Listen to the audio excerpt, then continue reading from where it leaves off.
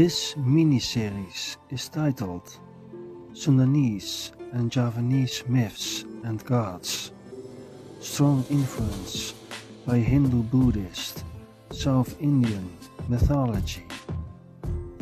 And in this first video of mythologies from Telugus and Tamils, Sundanese and Javanese, I talk about the Goddess Lakshmi and in which manifestations she is worshipped.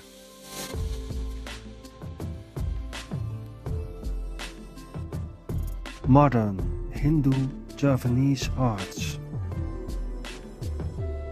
For example, the indigenous rice goddess Devi Sri on the right is almost identical to Lakshmi, the Shakti of Vishnu, on the left. I will give a brief explanation of both figurines.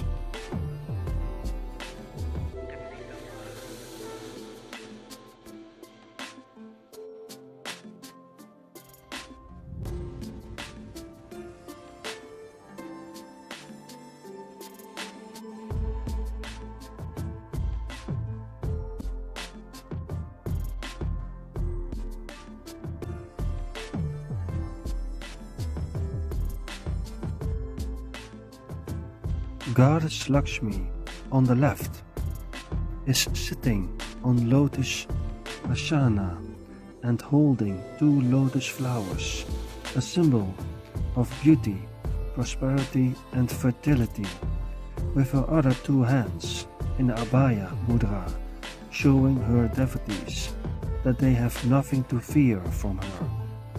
In one hand she gives blessings to devotees, in the other hand she gives money.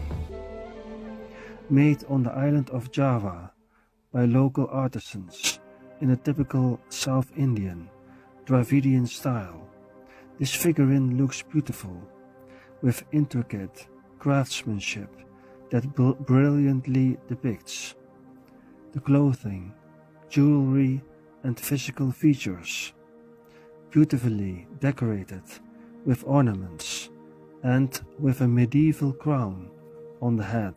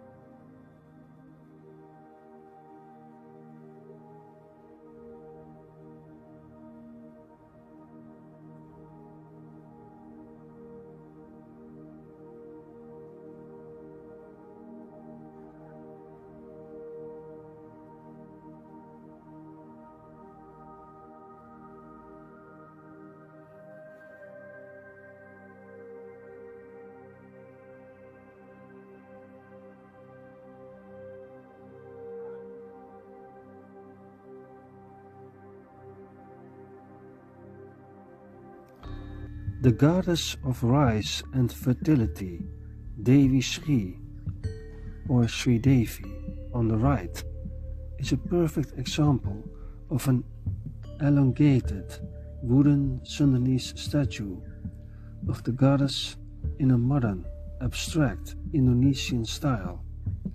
In Sundanese and Javanese iconography, Devi Sri is usually depicted as a very slender and youthful woman, wearing green, white or golden yellow clothes with regal jewelry attire, similar to Hindu goddess Lakshmi, and holding a rice plant with full rice grains in one of her hands as her attribute, called Lakshana. Here, however, the goddess is abstracted and depicted in graceful simplicity, holding a rice bowl. Similar to the Dravidian goddess Lakshmi, on the left, Devi Sri wears a crown on her head.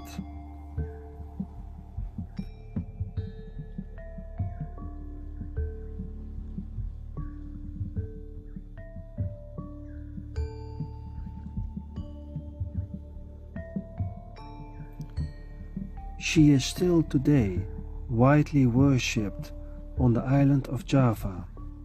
By the Sundanese, she is known as Nyai Pohaci Sanghyang Asri, although the mythology of Devi Sri or Sri Devi is native to Java.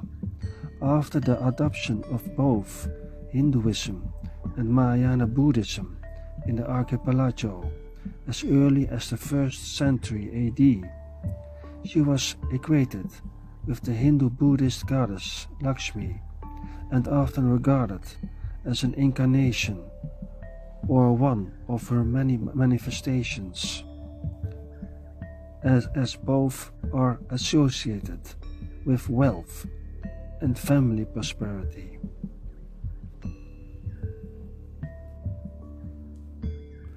Although both statues were made in the course of the 20th century in Java, they are irrefutable proof that Hinduism and Mahayana Buddhism, whether or not in conjunction with animism, are still alive and well in parts of Java today, and that the island can still boast a contemporary art form, both figurative and abstract, that harks back to examples from the Middle Ages, and even from the centuries just before, during and after the beginning of the Christian era. Thank you for watching and listening. Let me know in the comment section what you thought.